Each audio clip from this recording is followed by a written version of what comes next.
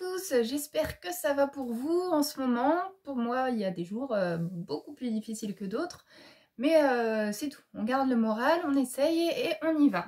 Alors aujourd'hui, je vous fais une vidéo sur la retraite pour invalidité, donc pour les fonctionnaires. Donc c'est des questions qui sont assez compliquées et que beaucoup se posent, dont moi, je me posais la question, puisque je suis pas du tout à l'âge de la retraite et que évidemment je ne sais pas si je vais pouvoir rebosser et donc voilà, je me posais des questions. Donc j'ai une compatriote, on va dire, qui m'a donné des papiers qui concernent justement cette retraite pour invalidité. Donc je vous fais un petit résumé vraiment vite fait, global là pour le début de la vidéo, et après je vous lirai les textes. Parce que si je vous lis que les textes, ça va être, je pense, très barbant. Mais si vous voulez du coup avoir plus d'informations, vous pouvez continuer la vidéo et avoir les infos sur mes textes. Donc en gros, donc pour avoir droit en fait à cette retraite pour invalidité, sachez qu'il n'y a pas de limite d'âge déjà. Il n'y a pas de limite non plus de temps de service, etc. Donc en fait, vous l'avez une fois que vos congés pour soit longue maladie, soit longue durée, soit maladie ordinaire, une fois que vos droits sont finis de ce côté-là, et ben vous pouvez du coup prétendre à cette retraite. Et en gros, sachez que si vous êtes estimé, on va dire, à au moins 60% d'incapacité, vous pouvez avoir la moitié de votre salaire. En gros, c'est ça. Vraiment, en gros, c'est ça. Voilà. Donc, ce que je peux vous dire en résumé, et je vais passer directement au texte qui va être un petit peu plus barbant, mais au moins, s'il y a des petites exceptions, des choses comme ça, vous pourrez savoir avec le texte. Donc, on y va. Donc, la mise à la retraite pour invalidité concerne les agents titulaires affiliés à la CNRACL. Elle est subordonnée au caractère définitif de l'incapacité ainsi qu'à la possibilité de reclassement. Donc, elle peut survenir à n'importe quel moment de la carrière. Il n'y a ni condition de durée de service, ni d'âge minimum, ni de taux minimal d'invalidité, ni de condition d'imputabilité au service de l'invalidité. Cependant, la mise à la retraite pour invalidité, elle ne peut jamais intervenir après l'âge de la retraite. Du coup, évidemment.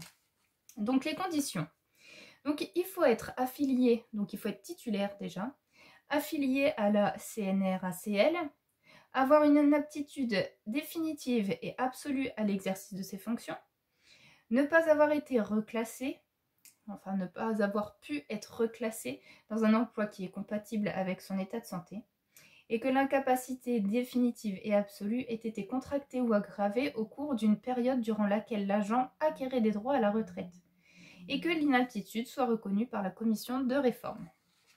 Donc, si c'est une invalidité non imputable au service, c'est-à-dire, de ce que j'ai compris en tout cas, que c'est pas dû à une maladie professionnelle ou un accident de travail, en gros. Donc elle peut être faite sur demande de l'agent ou alors elle peut être faite d'office, donc comme on le disait, qui est prononcée à l'expiration des congés de maladie ordinaire, de longue maladie ou de longue durée, dont les agents peuvent bénéficier, sauf si l'inaptitude résulte d'une maladie ou d'une infirmité que son caractère définitif et stabilisé ne rend pas susceptible de traitement. À côté de la pension de retraite, le fonctionnaire pourra également bénéficier, dans le cas échéant, d'une majoration spéciale. On reviendra à tous les droits, à tout ce qu'on peut avoir. Le cas particulier d'admission. Donc, alors ça, je pense que c'est un petit peu compliqué, mais par contre, pour ceux que ça concerne, je pense que ça va vous parler. Moi, perso, ça ne me parle pas vraiment, mais ça risque de vous parler pour vous. Donc un fonctionnaire relevant du régime spécial qui a fait l'objet d'une rechute imputable à un accident de service advenu alors qu'il dépendait du régime général et qui se retrouve à la suite de cette rechute inapte de façon définitive et absolue pourra être admis à la retraite CNRACL pour invalidité ne résultant pas de l'exercice des fonctions. Il pourra alors prétendre à la pension d'invalidité versée par la CNRACL et à une rente d'invalidité versée par le régime général. Voilà, pour moi c'est un petit peu du blabla, j'avoue. Donc il y a l'invalidité aussi qui est imputable au service. Alors quand c'est imputable au service, vous avez le droit à une pension de retraite, à une rente viagère d'invalidité et le cas échéant à la majoration spéciale. Pour prétendre à la rente, le fonctionnaire doit être radié des cadres avant d'avoir atteint la limite d'âge. L'imputabilité au service d'une maladie professionnelle peut parfois être reconnue par la commission de réforme après radiation des cadres. L'agent aura alors droit à la rente et, le cas échéant, à la majoration spéciale à partir de la date de dépôt de sa demande. Les remarques. Donc un fonctionnaire qui est stagiaire, il ne peut pas en bénéficier. Et pour les fonctionnaires relevant du régime général d'assurance vieillesse, ce dernier ne prévoit pas de possibilité similaire de retraite anticipée. Donc la procédure pour faire la demande, que ce soit pour une pension, une rente viagère, d'invalidité ou majoration spéciale, on y reviendra, je vous expliquerai. Il faut faire une demande qui est adressée au directeur de la CDC. CDC, là, plus loin, CDC. Je ne sais pas ce que ça veut dire, commission, quelque chose certainement. j'ai pas recherché ça. Mais c'est pas ACDC comme le groupe de musique. Donc, elle doit être aussi adressée au moins 6 mois avant la date souhaitée pour l'admission de la retraite. Et l'employeur doit faire parvenir au moins 1 mois avant la date de radiation des cadres de l'agent le dossier requis pour une demande d'attribution de pension. Il y a aussi une procédure simplifiée. Donc c'est sur simple avis du comité médical et sans consultation de réforme, de la commission de réforme. Donc les prestations. L'agent admis à la retraite pour invalidité perçoit une pension de retraite dans tous les cas, une rente d'invalidité si l'invalidité est imputable au service ou liée à des circonstances exceptionnelles. Donc ça, c'est si vous avez eu accident de travail ou si c'est dû à une maladie professionnelle. Voilà. Dans les autres cas, vous n'y avez pas le droit. Et la majoration spéciale. Donc la majoration spéciale, c'est quand on a besoin d'une tierce personne. Donc la pension et la rente peuvent en revanche être cumulées avec une allocation temporaire d'invalidité. Par contre, elles ne le peuvent pas avec les prestations en espèces de l'assurance maladie. Donc la pension. Alors là, je passe au calcul. Excusez-moi, j'appuie sur le mot-plat. J'ai très mal en ce moment. Donc la pension est calculée comme la pension de retraite de droit commun. C'est-à-dire que c'est le nombre de trimestres liquidables multiplié par la 75% du traitement retenu pour le calcul de la pension, divisé par le nombre de trimestres requis pour obtenir une pension auto maximale. Voilà. Je ne saurais pas vous faire le calcul, je n'en sais rien, mais ça peut peut-être vous aider. Donc si le taux d'invalidité de l'agent est au moins égal à 60%, donc comme je vous disais, la pension ne pourra être inférieure à la moitié du traitement brut retenu pour le calcul de la pension. Donc je sais que certains fibros sont dans cette tranche-là en tout cas. Donc normalement, vous ne pouvez pas, en gros, avoir la moitié de votre salaire. Toucher moins de la moitié de votre salaire. Donc pour le fonctionnaire mis à la retraite pour l'invalidité imputable au service, ce montant garanti s'applique à la seule pension. Les éventuelles rentes et majorations spéciales lui seront accordées en plus. Donc la rente, ceux qui ont eu donc maladie professionnelle. Donc c'est résultant des blessures ou d'une maladie contractée ou aggravée en service. Donc le montant de la rente se calcule. Donc en multipliant le taux d'invalidité par le montant du traitement correspondant à l'indice de l'échelon, effectivement détenu depuis 6 mois au moins au moment de l'admission à la retraite. Le taux d'invalidité apprécié par la commission de réforme est déterminé au vu d'un barème spécifique qu'ils ont. Dans le cas d'aggravation d'infirmité préexistante, le taux d'invalidité à retenir pour calculer la rente est apprécié par rapport à la validité restante du fonctionnaire. Donc seule l'invalidité imputable au service doit en effet être prise en compte.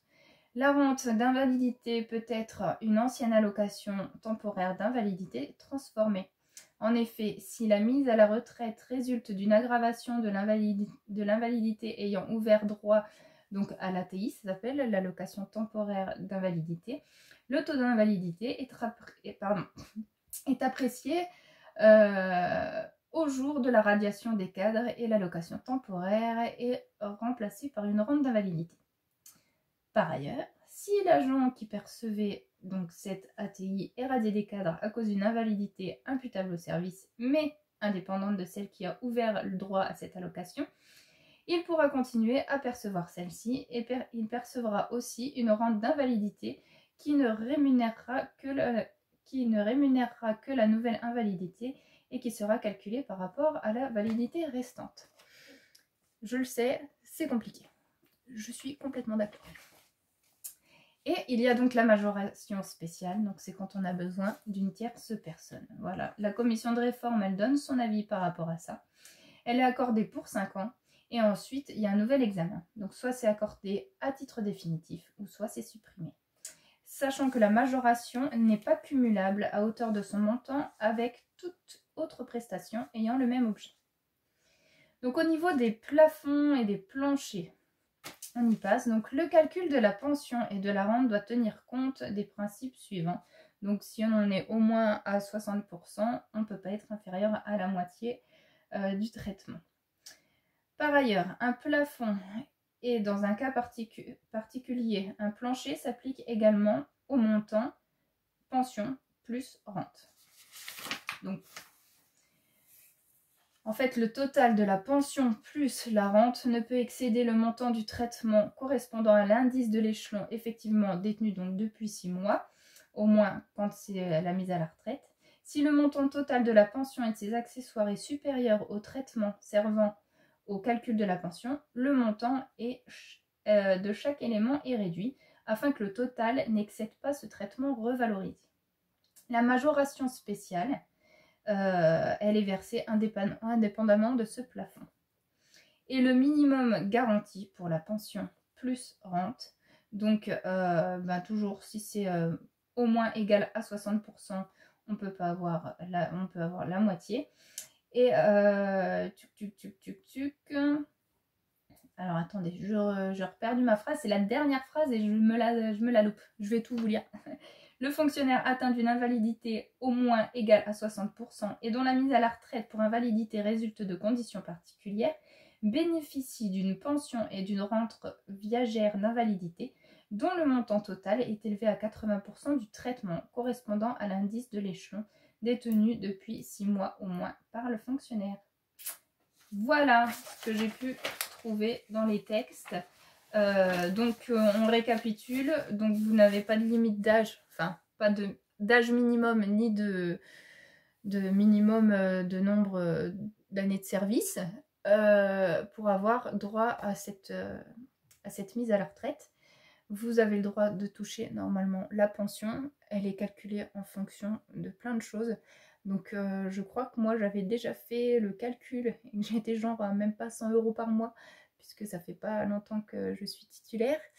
Sauf si du coup vous avez au moins un handicap, une invalidité d'au moins 60% où là il y aurait la moitié au moins du salaire. Voilà ce que je peux vous dire. Donc c'est une pension. Ensuite il y a une rente si jamais c'est une maladie professionnelle. Et donc aussi vous avez la majoration spéciale si jamais vous avez besoin d'une tierce personne. Voilà ce que j'ai pu comprendre de tout ça. J'espère que ça va vous aider, en tout cas, un minimum. Et puis, évidemment, vous avez toujours les assistantes sociales et puis certainement des personnes dans votre RH qui pourraient vous aider. Donc voilà, j'espère avoir pu un minimum vous éclairer là-dessus. Voilà, gros bisous à tous, à bientôt. N'oubliez pas de mettre un j'aime si vous aimez les vidéos. De toutes les regarder aussi si vous voulez. Bon, il y a toujours un sujet différent, malgré que ce soit à peu près toujours correspondant à la fibromyalgie. Quand je mets hashtag avec un numéro au-dessus dans les titres des vidéos, c'est en fait le numéro de ma vidéo. Donc si vous en êtes à 60, on va dire, et que vous venez juste de commencer, vous en avez loupé 60, donc vous pouvez regarder. Voilà, et n'oubliez pas aussi de vous abonner si ça vous intéresse, comme ça vous êtes avertis dès que je mets une nouvelle vidéo. Voilà, gros bisous à tous, à bientôt, j'espère ne pas vous avoir trop ennuyé. Gros bisous, ciao!